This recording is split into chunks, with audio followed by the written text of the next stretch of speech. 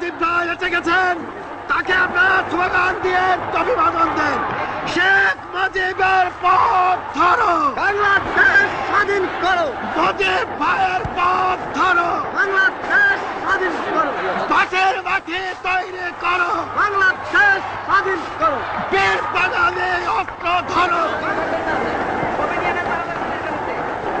ভাইরা আমার, আজ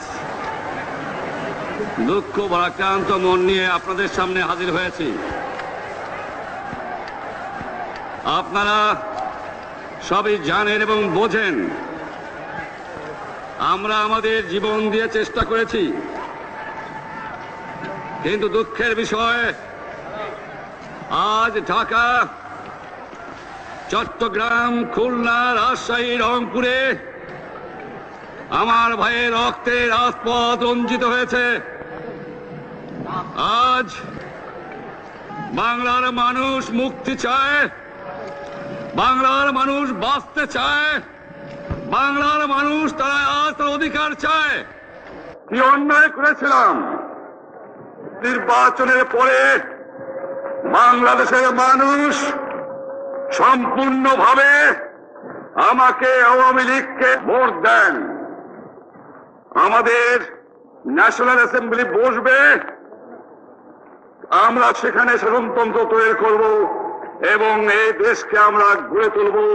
এদেশের মানুষ অর্থনৈতিক, রাজনৈতিক, সাংস্কৃতিক মুক্তি পাবে। কিন্তু দুঃখের বিষয়, আজ দুঃখের সঙ্গে বলতে হয় 23 বছরের করুণ ইতিহাস, বাংলার অত্যাচারের, বাংলার মানুষের রক্তের ইতিহাস, 23 বছরের ইতিহাস, মুমূর্ষ নরনারীর আর্তনাদের ইতিহাস, বাংলার ইতিহাস, এদেশের মানুষের রক্ত দিয়ে রাজপথ রঞ্জিত করার ইতিহাস। 1952 সালে রক্ত দিয়েছি, 1954 সালে নির্বাচনে জয়লাভ করেও আমরা গদিতে বসতে পারি নাই। 1958 সালে আইয়ুব খান মার্শাল ল জারি করে 10 বছর পর্যন্ত আমাদের গোলাম করে রেখেছে। 1967 সালে 6 দফার আন্দোলনে 7 জুনে আমার ছেলেদের গুলি করে হত্যা করা হয়েছে। 1969 সালে আন্দোলনে আইয়ুব খানের পতন হওয়ার পরে যখন ইয়াহিয়া খান সাহেব সরকার নিলেন, তিনি বললেন দেশে শাসনতন্ত্র দেবেন, গণতন্ত্র দেবেন, আমরা মেনে নিলাম। তারপরে অনেক ইতিহাস হয়ে গেল, নির্বাচন হলো। আপনারা জানেন দোষ কি আমাদের? আজকে আমি প্রেসিডেন্ট ইয়াহিয়া খান সাহেবের সঙ্গে দেখা করেছি, আপনারা জানেন, আলাপ আলোচনা করেছি। আমি শুধু বাংলার নয়, পাকিস্তানের মেজরিটি পার্টির নেতা হিসাবে তাকে অনুরোধ করলাম 15 ফেব্রুয়ারি তারিখে আপনি জাতীয় পরিষদের অধিবেশন দেন। তিনি আমার কথা রাখলেন না, তিনি রাখলেন ভুট্টো সাহেবের কথা। তিনি বললেন প্রথম সপ্তাহে মাসে হবে, তিনি মানে নিলেন। আমরা বললাম ঠিক আছে, আমরা অ্যাসেম্বলিতে বসবো, আমরা আলোচনা করব। আমি বললাম বক্তৃতার মধ্যে, অ্যাসেম্বলির মধ্যে আলোচনা করব। এমনকি আমি এ পর্যন্ত বললাম যদি কেউ ন্যায্য কথা বলে, আমরা সংখ্যায় বেশি হলেও একজন যদিও সে হয়, তার ন্যায্য কথা আমরা মেনে নেব। যারা ভুট্টো সাহেব এখানে এসেছিলেন, আলোচনা করলেন, বলে গেলেন যে আলোচনার দরজা বন্ধ না, আরো আলোচনা হবে। তারপরে অন্যান্য নেতৃত্বের সঙ্গে আলাপ করলাম, আপনারা আসুন বসি, আমরা আলাপ করে শাসনতন্ত্র তৈরি করি। তিনি বললেন পশ্চিম পাকিস্তানের মেম্বাররা যদি এখানে আসে তাহলে কসাইখানা হবে অ্যাসেম্বলি। তিনি বললেন যে যাবে তাকে মেরে ফেলে দেওয়া হবে। যদি কেউ অ্যাসেম্বলিতে আসে তাহলে পেশোয়ার থেকে করাচি পর্যন্ত দোকান জোর করে বন্ধ করা হবে, তারপরেও যদি কেউ আসে তাকে সন্ন্যাসার করা হবে। আমি বললাম অ্যাসেম্বলি চলবে। তারপরে হঠাৎ 1 তারিখে অ্যাসেম্বলি বন্ধ করে দেওয়া হলো। ইয়াহিয়া খান সাহেব প্রেসিডেন্ট হিসাবে অ্যাসেম্বলি ডেকেছিলেন, আমি বললাম যে আমি যাব। ভুট্টো সাহেব বললেন তিনি যাবেন না। 35 জন সদস্য পশ্চিম পাকিস্তানের থেকে এখানে আসলেন। তারপরে হঠাৎ বন্ধ করে দেওয়া হলো, দোষ দেওয়া হলো বাংলার মানুষকে, দোষ দেওয়া হলো আমাকে। বন্ধুকে দেওয়ার পরে দেশের মানুষ প্রতিবাদ মুখর হয়ে উঠলো। আমি বললাম শান্তিপূর্ণভাবে আপনারা হরতাল পালন করেন। আমি বললাম আপনারা কল কারখানা সবকিছু বন্ধ করে দেন। জনগণ সাড়া দিল, আপন ইচ্ছায় জনগণ রাস্তায় বেরিয়ে পড়ল। তারা শান্তিপূর্ণভাবে সংগ্রাম চালিয়ে যাওয়ার জন্য স্থির প্রতিজ্ঞাবদ্ধ হলো। কি পেলাম আমরা? আমার পয়সা দিয়ে অস্ত্র কিনেছি বহিঃশত্রু আক্রমণ থেকে দেশকে রক্ষা করার জন্য। আজ সেই অস্ত্র ব্যবহার হচ্ছে আমার দেশের গরিব দুঃখী নিরস্ত্র মানুষের বিরুদ্ধে। তার বুকের উপরে হচ্ছে গুলি। আমরা পাকিস্তানের সংখ্যাগুরু, আমরা বাঙালিরা যখনই ক্ষমতায় যাওয়ার চেষ্টা করেছি, যখনই এদেশের মালিক হবার চেষ্টা করেছি, তখনই তারা আমাদের উপর ঝাঁপিয়ে পড়েছেন। তারা আমাদের ভাই। আমি বলেছি তাদের কাছে এই কথা যে আপনারা কেন আপনার ভাইয়ের বুকে গুলি মারবেন? আপনাদের রাখা হয়েছে যদি বহিঃশত্রু আক্রমণ করে তার থেকে দেশকে রক্ষা করার জন্য। তারপরে উনি বললেন যে আমার নামে বলেছেন, আমি নাকি বলে স্বীকার করেছি যে 10 তারিখে রাউন্ড টেবল কনফারেন্স হবে। আমি উনাকে একথা বলে দেবার চাই, আমি তাকে তা বলি নাই। টেলিফোনে আমার সঙ্গে তার কথা হয়। তাকে আমি বলেছিলাম, জনাব ইয়াহিয়া খান সাহেব, আপনি পাকিস্তানের প্রেসিডেন্ট, দেখে যান, ঢাকায় আসেন কিভাবে আমার গরিবের উপরে, আমার বাংলার মানুষের বুকের উপরে গুলি করা হয়েছে, কি করে আমার মায়ের কোল খালি করা হয়েছে, কি করে মানুষকে হত্যা করা হয়েছে। আপনি আসুন, দেখুন, বিচার করুন, তারপরে আপনি ঠিক করুন। আমি এই কথা বলেছিলাম। আমি তো অনেক আগে বলেছি কিসের আসতেছি, তার সঙ্গে বসবো, যারা আমার মানুষের বুকে রক্ত নিয়েছে তাদের সঙ্গে বসবো। আমার সঙ্গে পরামর্শ না করে বা আমাদের সঙ্গে আলোচনা না করে 5 ঘন্টা গোপনে বৈঠক করে যে বক্তৃতা তিনি করেছেন এবং যে বক্তৃতা করে অ্যাসেম্বলি করেছেন, সমস্ত দোষ তিনি আমার উপরে দিয়েছেন, বাংলার মানুষের উপরে দিয়েছেন। আমি পরিষ্কার মিটিংয়ে বলেছি যে এবারের সংগ্রাম আমার মুক্তির সংগ্রাম, এবারের সংগ্রাম স্বাধীনতার সংগ্রাম। আমার 25 তারিখে অ্যাসেম্বলি কল করেছে, রক্তের দাগ শুকায় নাই। আমি 10 তারিখে বলে দিয়েছি যে ওই শহীদের রক্তের উপর দিয়ে পাড়া দিয়ে আরটিসিতে মুজিবুর রহমান যোগদান করতে পারে না। অ্যাসেম্বলি কল করেছেন, আমার দাবি মানতে হবে। প্রথম, সামরিক আইন মার্শাল ল উড্র করতে হবে। সমস্ত সামরিক বাহিনীর লোকদের ব্যারাকে ফেরত দিতে হবে। যেভাবে হত্যা করা হয়েছে তার তদন্ত করতে হবে। আর জনগণের প্রতিনিধির কাছে ক্ষমতা হস্তান্তর করতে হবে। তারপরে বিবেচনা করে দেখব আমরা অ্যাসেম্বলিতে বসতে পারবো কি পারবো না।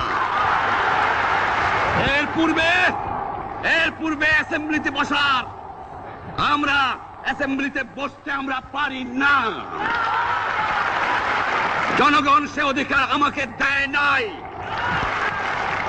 ভাইয়েরা আমার, তোমরা আমার উপর বিশ্বাস আছে? আমি প্রধানমন্ত্রিত্ব চাই না, আমরা দেশের মানুষের অধিকার চাই। আমি পরিষ্কার অক্ষরে বলে দেবার চাই যে আজ থেকে এই বাংলাদেশে কোর্ট কাছারি, আদালত, ফৌজদারি, শিক্ষা প্রতিষ্ঠান অনির্দিষ্টকালের জন্য বন্ধ থাকবে। গরিবের যাতে কষ্ট না হয়, যাতে আমার মানুষ কষ্ট না করে, সেই জন্য সমস্ত অন্যান্য জিনিসগুলো আছে সেগুলোর হরতাল কাল থেকে চলবে না। রিক্সা ঘোড়াগাড়ি চলবে, রেল চলবে, লঞ্চ চলবে। শুধু secretariat, supreme court, high court, জজ কোর্ট, সেমি গভর্নমেন্ট দপ্তরগুলো ওয়াবতা, কোনো কিছু চলবে না। 28 তারিখে কর্মচারীরা যে বেতন নিয়ে আসবেন, এরপরে যদি বেতন দেওয়া না হয়, আর যদি একটা গুলি চলে, আর যদি আমার লোকের উপর হত্যা করা হয়, তোমাদের উপর কাছে আমার অনুরোধ রইল, প্রত্যেক ঘরে ঘরে দুর্গ করে তোলো। তোমাদের যা কিছু আছে তাই নিয়ে শত্রুর মোকাবেলা করতে হবে, এবং জীবনের তরে রাস্তাঘাট যা যা আছে সবকিছু আমি যদি হুকুম দেবার নাও পারি, তোমরা বন্ধ করে দেবে। আমরা ভাতে মারবো, আমরা পানিতে মারবো। তোমরা আমার ভাই, তোমরা বাড়াকে থাকো, কেউ তোমাদের কিছু বলবে না, কিন্তু আর আমার বুকের পর গুলি চালাবার চেষ্টা করো না, ভালো হবে না। 7 কোটি মানুষকে তাবায় রাখতে পারবো না। আমরা যখন মরতে শিখেছি তখন কেউ আমাদের দবাতে পারবে না। আর যে সমস্ত লোক শহীদ হয়েছে, আঘাতপ্রাপ্ত হয়েছে, আমরা আওয়ামী লীগের থেকে যতদূর পারি তাদের সাহায্য করতে চেষ্টা করব। যারা পারেন আমার রিলিফ কমিটি সামান্য টাকা পয়সা পৌঁছিয়ে দেবেন। আর এই 7 দিন হরতালে যে সমস্ত শ্রমিক ভাইরা যোগদান করেছেন, প্রত্যেকটা শিল্পের মালিক তাদের বেতন পৌঁছায় দেবেন। সরকারি কর্মচারীদের বলি, আমি যা বলি তা মানতে হবে। যে পর্যন্ত আমার এই দেশের মুক্তি না হবে, খাজনা ট্যাক্স বন্ধ করে দেওয়া হলো, কেউ দেবে না। শোনেন, মনে রাখবেন, শত্রু বাহিনী ঢুকেছে, নিজেদের মধ্যে আত্মকলহ সৃষ্টি করবে, লুটতরাজ করবে। এই বাংলায় হিন্দু মুসলমান, বাঙালি নন বাঙালি যারা আছে তারা আমাদের ভাই, তাদের রক্ষার দায়িত্ব আপনাদের উপরে, আমাদের জন্য বদনাম না হয়। মনে রাখবেন, রেডিও টেলিভিশনের কর্মচারীরা যদি রেডিওতে আমাদের কথা না শোনে, তাহলে কোন বাঙালি রেডিও স্টেশনে যাবেন না। যদি টেলিভিশন আমাদের নিউজ না দেয়, কোন বাঙালি টেলিভিশনে যাবেন না। 2 ঘন্টা ব্যাংক খোলা থাকবে, যাতে মানুষ তাদের মায়নাপত্র নেবার পারে, কিন্তু পূর্ব বাংলার থেকে পশ্চিম পাকিস্তানে 1 পয়সাও চালান হতে পারবে না। টেলিফোন টেলিগ্রাম আমাদের এই পূর্ব বাংলায় চলবে, এবং বিদেশের সঙ্গে নিউজ পাওয়া হলে আপনারা চালাবেন, কিন্তু যদি এই দেশের মানুষকে খতম করার চেষ্টা করা হয়, বাঙালিরা বুঝে শুনে কাজ করবেন। তবে অনুরোধ করছি, আপনারা আমাদের ভাই, আপনারা দেশকে একেবারে জাহান্নামে ধ্বংস করে দিয়েন না। জীবনে আর কোনোদিন আপনাদের মুখ দেখা দেখি হবে না। যদিও আমরা শান্তিপূর্ণভাবে আমাদের ফয়সলা করতে পারি, তাহলে অন্তপক্ষে ভাই ভাই হিসেবে বাস করার সম্ভাবনা আছে।